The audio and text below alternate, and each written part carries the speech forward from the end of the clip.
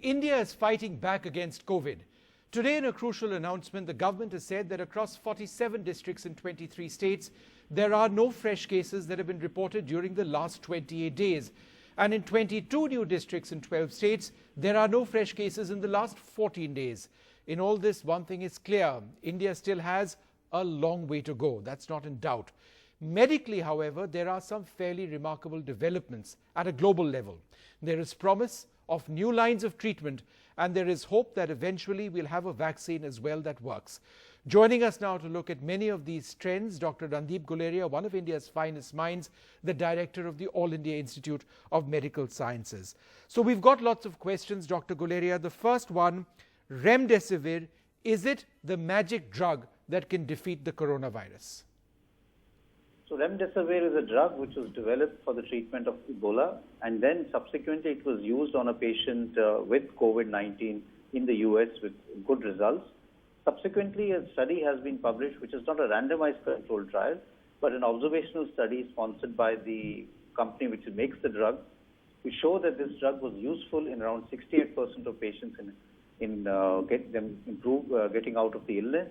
Therefore, it holds a lot of promise. I personally feel that it's a drug which should be tried in sick patients, but we need more data before we can say that it's a magic bullet or it's going to make a dramatic difference. A good, robust, randomized controlled trials need to be done.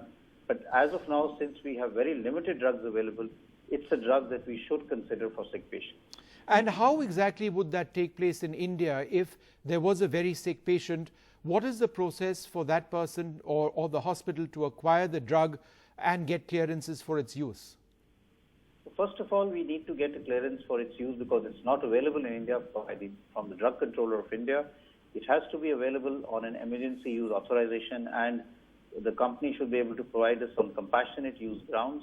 Then we should be able to get it into India for a given patient of a hospital, where then it can be given. It's an intravenous preparation which has to be given on a daily basis. Therefore, I think this has already been fast-tracked by the government as to get the necessary approvals from the Drug Controller of India. The company, Gilead, is also being approached to be able to provide us some samples or some vials for the drug. But currently it's not available as far as India is concerned. And how long before you believe we will be in a position globally to know whether it is that magic bullet or it's not that magic bullet? So there are a number of trials going on to look at remdesivir. WHO itself is conducting a very large study with multiple countries known as the Solidarity Trial. One of the arms of that is to use remdesivir. There are other arms also looking at even hydroxychloroquine and other forms of therapy. So I think over the next 3 months or so, we should get some fast-track information as to how effective this drug is and whether we would be able to really use it as an effective long-term treatment strategy over the coming year or so. So this brings me to my next point. What about plasma therapy, injecting those people who are sick with rich antibodies of those who have recovered? Is that a workable solution at the moment? So plasma therapy, or what we call convalescent plasma, that is people who have recovered their plasma, has been a form of therapy which has been used for multiple diseases. More recently it was used for Ebola, but it's been used in the past for multiple other diseases, including long-term back even for polio. The basic philosophy is that if an individual gets COVID-19 and recovers from it, he recovers by his own body forming antibodies which fight the virus and are able to thereby help in his recovery. These antibodies stay in his blood, and once this person is totally recovered, and if he donates his blood, then we are able to extract the plasma from the blood, which is rich with these antibodies. And if we transfuse this to a person who is suffering from COVID-19, it will haste his recovery. The 2 or 3 things important here are we should have enough people to donate blood.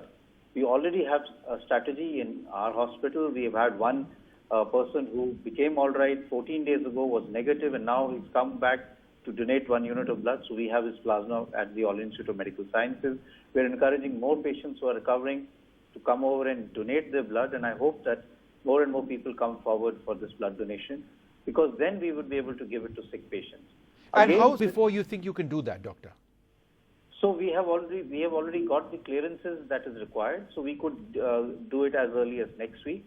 But we will need to have more and more people coming to donate their blood who have recovered. We also need to test the plasma to see it has good amount of antibodies and that the blood is safe as in terms of any blood-borne infection, that the test that we routinely do to make sure that the blood is safe. But again, I'd just like to add, again, this is not a magic bullet.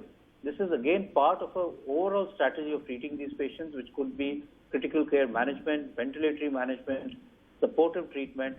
Along with this, this will be another treatment strategy that one can add on in managing sick patients. Are you optimistic about this working well in a large majority of cases? So the data is there from two small studies conducted in the US where convalescent plasma was used in COVID-19. The results again were encouraging. And again, like I said, it shows a lot of promise, as does remdesivir. But we need to have it tried in a larger group of patients before we say that it makes significant benefit rather than a marginal benefit. But like I mentioned with the drug, we have very limited options right now, and therefore it's a form of treatment that one should consider even if the evidence is not that strong. And again, the same question to the first point that we were discussing, how much more time before we reach globally a conclusion on whether this is the magic bullet to fighting coronavirus, this pandemic? So again, a large number of studies are being done in the US looking at convalescent plasma. And again, I think over the next 6 weeks or so, we will get some information one way or the other, because a lot of this research is getting fast-tracked. It's getting published also very quickly. And therefore, the global community is getting knowledge very rapidly as to how treatment strategies are working or they're not working. And therefore, I think we should be able to get some information. Hopefully, we in India, because multiple hospitals have started using convalescent plasma, should be able to generate our own data also, I feel, in the next 2 months or so. Okay. My next question, are Indians inoculated with the BCG vaccine safer than others? So this is based on an interesting observational study which came out a few weeks ago, which suggested that those countries which had got BCG vaccine, especially which had been having BCG vaccine for a very long time, had less COVID-19 cases, or the cases were less severe. And based on this analysis, they suggested that this could be a protective effect of BCG. Now, BCG has been shown to have some protective effect against many other viral infections and bacterial infections. And over the last few years, people have looked at it for other viral infections also. So this is a hypothesis which looks very promising, but we would need to generate more data to show that this is a cause and effect, that the protection is basically the effect of the BCG vaccine rather than like a causal relationship. And there is a trial which ICMR is planning to look at BCG vaccination, especially in the high-risk groups and the elderly, that could we give it to them and see that they are protected from a more severe infection. But again, very promising data, but we need to really, a promising idea, but we need to get some more data in. Yeah. What about hydroxychloroquine? Is that something which is potentially going to work out? So hydroxychloroquine also shows promise. We in India have sort of looked at the data and said it could be used both as prophylaxis and as treatment. The data for its treatment was based initially on lab data, based on viral cell cultures and on animal studies. Subsequently, there were two studies which came out, one from China and the other from France, and it was able to show that this was actually a useful treatment as far as this was concerned, COVID-19 was concerned. So I think this is a strategy which, again, we need more data. Right. More recently, there has been some data which shows that this is also useful in post-exposure prophylaxis. That right. is, you had an exposure and then you take hydroxychloroquine, it may help in you not getting a very severe infection. All right, doctor, there is another vaccine. There is a vaccine which is, people are working on it. It's called the MW vaccine. It's been successful in the fight against leprosy. What promise does this hold? So MW vaccine is a vaccine which is actually developed by Indian and from one of the scientists from the All Institute of Medical Sciences. Oh. It was initially looked at for leprosy. It was actually a vaccine which was developed in the 70s and 80s for leprosy. Subsequently, it was found that this is a vaccine which is useful because it also boosts the immunity. And again, it's a vaccine which is more for as an immuno boost. And thereby, it's been looked at whether MW could be useful for COVID-19. Too early to say how effective it would be. There are again a lot of trials which are being looked at whether this can be looked as a vaccine which can improve the immunity against COVID-19. I think we need more data before we can say that this would be a very effective vaccine. Okay. Now, a man in Kerala tested positive a month later. Should the period of quarantines be extended? In fact, some in the government of Kerala have been suggesting this as well. So if his RT-PCR is positive, that he's positive by the nasal or the throat swab rather than the antibody test, then it would mean that he still is having infection and thereby he should be quarantined because he could still be infectious. And we do know that there are some people who continue to be infectious for even a longer period of time. The reason for that is not very clear, and they may continue to be infectious for even 3 to 4 weeks. They continue to shed the virus as far as their throat and nasal swab is concerned. There's also some literature which is trying to look at how infective are they. Is it that they keep shedding the virus but the viral load is less and they may be less infective? But this is a subgroup which we don't know much about in terms of how infective are they and how long does this infectivity last. Doctor, is it possible for somebody to have COVID-19 and not know that they have it because they don't really have very many severe symptoms at all? Perhaps you have a throat irritation, it doesn't develop into a bad fever, it doesn't develop into breathing distress, but you could be infected nonetheless. Could it be as mild as that? Oh yes, so there is now data emerging that in a large number of people, it could be a mild fever, just body aches and a little bit of a throat irritation. And there is also some data which is now coming, which was initially sort of not very clear, that you can have some degree of really asymptomatic patients who may be there, asymptomatic people who may be there in the community who may have really no symptoms but may still be infectious and may be able to spread the disease. This is the real cause of concern because it's very difficult to pick up these patients. They won't come forward for testing. You can't do a testing on a mass scale. And that is why whenever you have a hotspot, it's important to quarantine and isolate everyone, even if they're asymptomatic, because you may have some people who are asymptomatic or have mild symptoms and may continue to spread the disease even though they are not tested.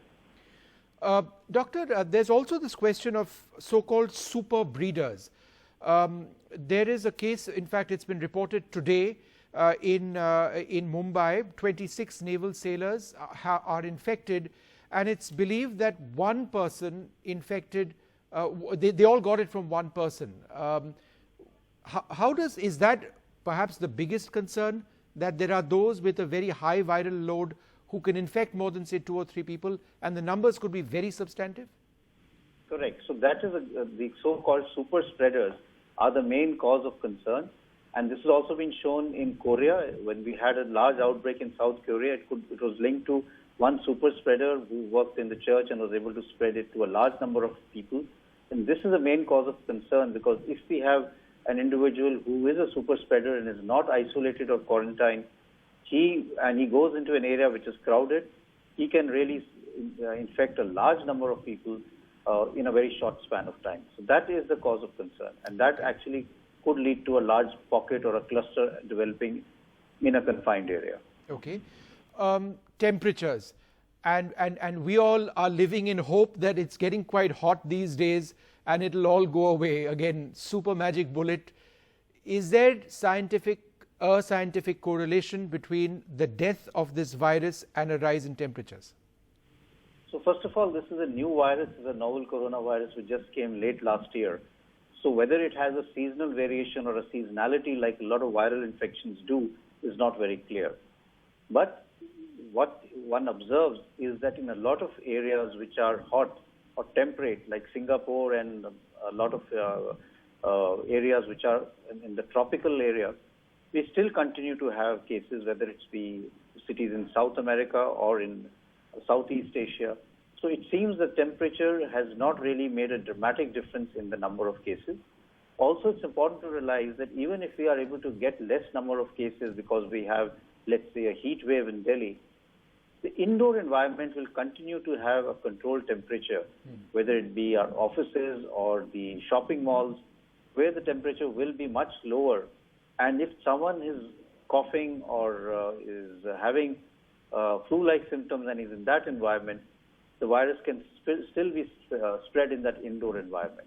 So I don't think temperature per se will make that dramatic a difference. It may help in decreasing the transmission in the outdoor environment, but we still need to take all the precautions that we've been saying for the last few weeks. Okay. Doctor, is the improving recovery rate in India an indicator that we are winning the fight? Can I use that phrase, winning the fight, or is it too premature in the case of India? So the last few days have suggested that there is some flattening of the curve, which is very, very heartening, because our doubling time has also increased. And these two factors actually are something which is satisfying and tells us that the lockdown seems to be working. It seems to be, now we need to see that it is sustained. And then we also need to really work on what are we going to do subsequently in terms of an exit strategy, or how are we going to lift the lockdown in a graded manner so that we don't have a increased number of cases or resurgence of cases, because people will then tend to travel to different parts of the country, and we don't want that we should have new pockets of cases occurring in different parts of the country. So a strategy will need to be developed, keeping the hot spots and the cold spots in mind. But currently it seems that the rapid spike that has been seen in the Western world has been controlled to some extent as far as India is concerned.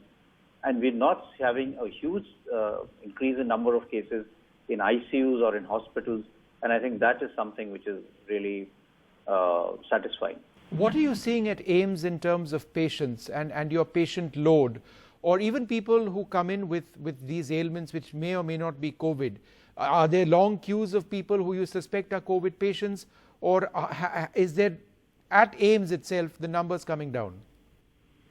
So at AIIMS itself, the numbers as are happening in Delhi are coming down, but we have a large number of patients. But what is heartening is that majority of patients, we have around 150 patients who are actually stable and in quarantine and are positive, but are about to finish about 2 weeks of their stay here, and we're just going to retest them. And if they are negative, they should be all right. We have about 7 patients in the ICU. 2 of them are on ventilators. But the number is not as large as we had feared. What we're also getting is something which is what we call COVID suspects. These are patients who come in, but they have, into the emergency, have very non-specific complaints. But because of a lot of fear and panic, they really get, the treatment gets delayed because we need to test them to make sure that they are negative, because the treatment would vary from whether you put them in a COVID-related area or a non-COVID area.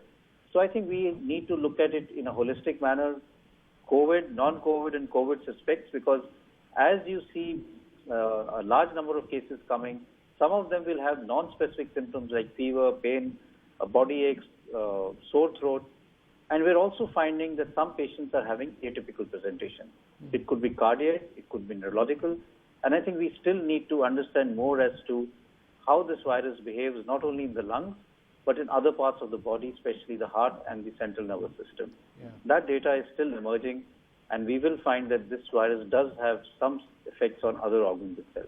Yeah. Doctor, what does the slowdown in the doubling rates give us in terms of hope? Would it be possible for you to project going forward, assuming that we don't see a huge spike in cases, the slowdown in numbers right now, the doubling rates going down, if you were to project this, then could I say that it perhaps in a few weeks from now we would have stabilized? Or would you say perhaps a month from now we would have stabilized?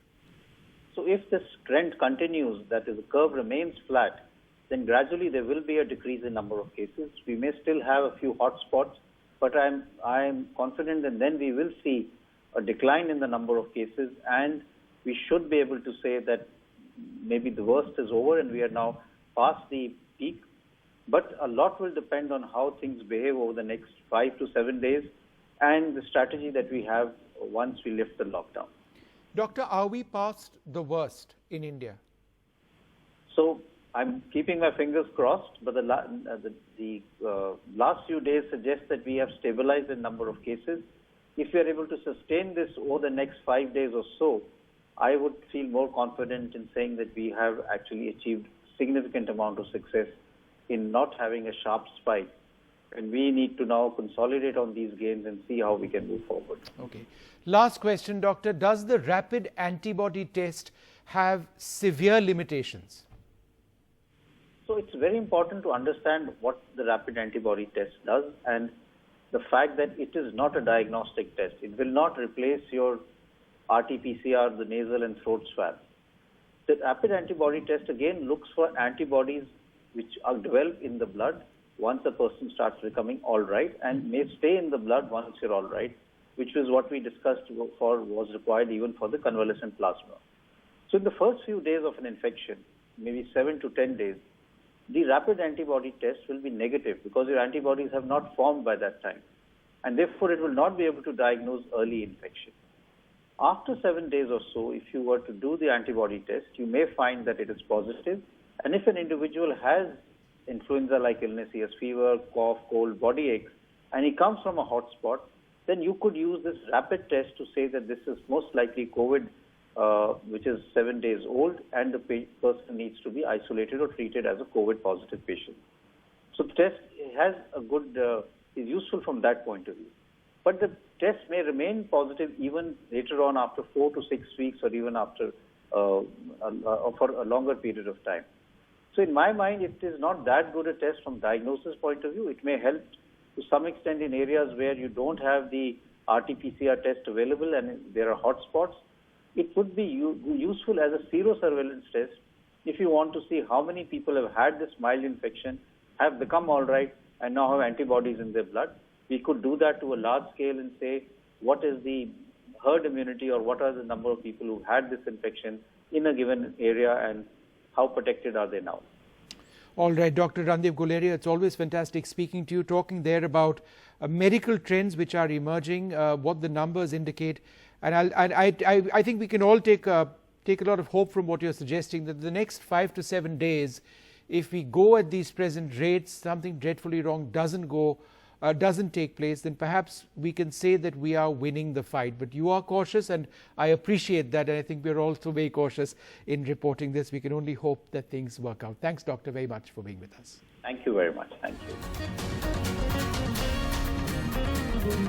you.